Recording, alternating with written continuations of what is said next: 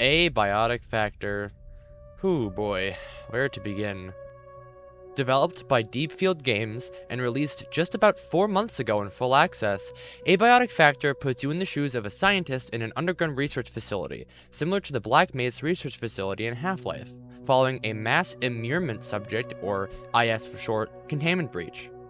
These ISs are objects, beings, or locations that exhibit unnatural properties, kind of like SCPs. Also, there are some funny ones, such as a hate-inducing table, or one that's literally just yellow paint. But the reason why that one is actually funny is because the only reason it exists is to mock the modern games that paint interactable objects yellow to guide the player, which is genuinely hilarious, but also because it actually does tell you where to go sometimes in Abiotic Factor. Absolutely genius. One look at them will tell you that there was some heavy inspiration, which, don't get me wrong, is no complaint nor criticism. I love SCP Containment Breach more than something I love a lot. Anyway, before we really get into that stuff, let's go over the basic gameplay. I think the best game to compare this one to, yes, there's probably some bias in that, is Grounded. Just like how Grounded has you travel a backyard as the size of a bug, collecting the resources you can get in said backyard at that size, Abiotic Factor has you travel the Gate Research Facility, collecting resources you'd find in an office science lab facility thing. Grounded has you collecting acorns, small pebbles, grass, etc., while Abiotic Factor has you collecting magazines, tape, technology parts, metal scrap, gems from a different universe. You get the idea. Now, you might be saying, Luna, looking great today. Did you do something with your hair?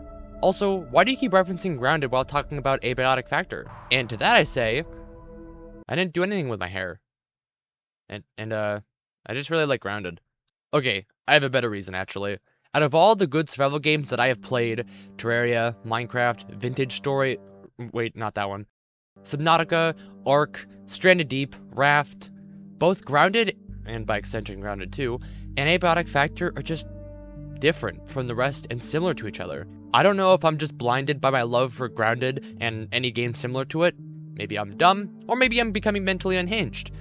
Either way, I love both of these games to death. I think what makes me love these games so much is the element of making use of what you have in your environment. Which is a dumb statement since that's kind of the point of every survival game. But I think what really does it for me is the uniqueness of the scenarios and equipment. You don't just make dumb, boring leather armor or a metal spear, like in some games. In Abiotic Factor, you can make a peccary club, or lodestone crossbows, or an armor set made from metal and a freaking construction worker vest. Like, that shit is so cool, and also kind of funny. Speaking of the environment, I love the environments. Whether it's a simple office environment, a foggy township, a completely different universe, or going back in time, or whatever the hell this is supposed to be. Not to mention that some of these areas are big, like the hydro plant or the reactor sectors. Big area means more to explore, usually. Now, I'd like to quickly mention the negative parts about this game. Quickly, because I really do think that the only bad parts of this game are the combat and maybe some other niche things, like the fact that this thing is in the game.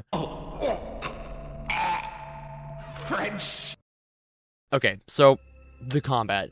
I feel like most of it revolves around, for one-handed weapons, hit, block with shield, repeat until the thing dies. Or with two-handed weapons, make sure you have the battle charge perk, run at enemy, hit them, repeat. I will also be talking about that a little later. Now, at the same time, I actually do think Grounded poisoned my mind a little bit with its combat system, just because I love it so much, but it only really works for how battles work in Grounded. Also, I know, I'm sorry, I keep talking about Grounded, but it's my favorite survival game, and I like talking about it and comparing it to other games I like, okay? Anyway, Grounded's combat is uniquely curated for the type of enemies you encounter. Bugs. Big ones. And not every encounter will be a simple hit and run, so to speak. Or kill and run, rather. I don't know. The combat is deep because of this. Different bugs have different weaknesses and resistances, which require you to carry a variety of weapons to kill them effectively. In single player at least. And the weapons themselves have unique attributes, such as the type of damage it deals, how much stun it deals, whether or not it needs one or both hands, and how fast it swings. Now, this isn't to say that Abiotic Factor just has weapons of which to kill enemies. The weapons are unique as well, also having different types of damage, whether or not it needs one or both hands, and swing speed. Though, I think what kind of kills it for me is the fact that fighting most enemies just ends up being what I explained earlier. Hit, block, repeat. But for the game that it is, it makes sense, especially considering that there are guns. What would be the point of adding a deep melee system when most of the enemies can just move away and shoot you? Oh, and I actually neglected something. Abiotic Factor does have enemies with weaknesses and resistances. I avoided talking about this for two reasons.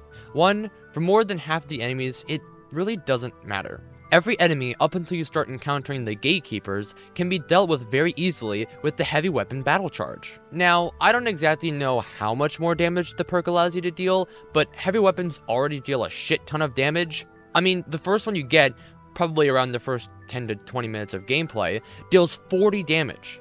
For comparison, the Pipe Club deals 8! Now, yes, you do have to get strength level 8 to use heavy weapons effectively, then level 7 blunt melee to do the battle charge, but trust me, it doesn't take that long. And 2, the battle charge perk makes heavy weapons a little unbalanced. The whole point of them is that they deal a lot of damage, but with a very slow swing speed. With the battle charge perk, this is completely negated. Now, yes, it does still cost stamina, but that's the only drawback. So, why do I say all of this? Well, I just think that the difference in damage between all heavy weapons and every other weapon is way too large. Like, you can get the Tech Scepter around the same time as the Carbon Pickaxe, but why would you do that when it only deals 18 damage? Sure, when it's charged it deals an extra 25 damage, but that's only 43 damage. Oh, and I forgot to mention how much damage the Carbon Pickaxe does, excuse me. 85 damage. Even though I say all of this, if the battle charge perk didn't exist, heavy weapons wouldn't be worth using at all. The swing speed is super slow, obviously, and every other weapon would outdamage it and be easier to use. So I'm not really pitching for a fix, since I know nothing of balancing, but I think the heavy weapons overshadow the other melee weapons. That's all. Okay, wow, enough about the combat. Let's talk about some other parts of the game. Cooking. I'm not sure why, but I really like cooking in these types of games. Something about obtaining new resources and food stuff, combining them together to make a new food that may give you cool buffs is super satisfying to me. Get it? Super satisfying. Oh, wait, they made that joke already. Damn it. I also really like the voice acting. Not only is it just good in general, but for some reason, I also like how some of the NPCs' microphone quality sound like they're in a 2012 YouTube video. Not that that's a bad thing. I heard the radio, something about level 3. I'd stay away if I were you.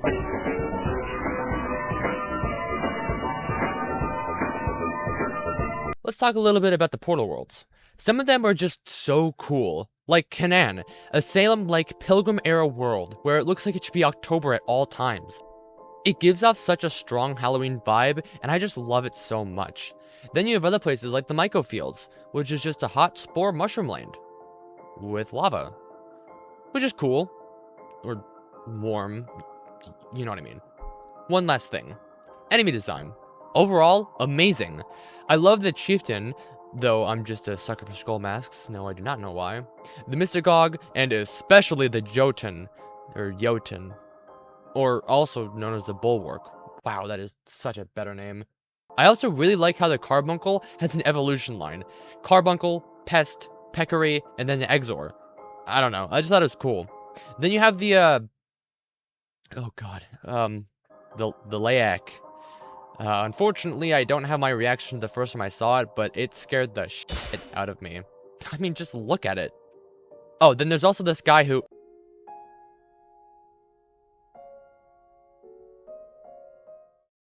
Well, that should just about do it. I apologize if the video felt like it was me just rambling on about these games without structure, because it kind of was. It was also a little shorter than I intended. I'm not good at making review scripts, and they always fall apart when I try. A great example, this video. So, perhaps this video is more of a, I talk about this game that I enjoy and compare it to my favorite game while making a few jokes type video or something. Anyway, sorry for not posting for 4 months? God damn. There isn't a specific reason, more so just a bunch of smaller things that compounded into me not posting for a bit.